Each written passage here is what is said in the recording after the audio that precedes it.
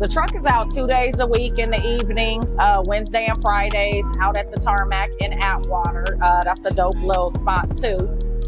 We've been here since November of this year, so my plans is to expand the outside area, bring families in, friends, you know, with all the different beer and wine that I want to bring to this area, the mimosas, the flight,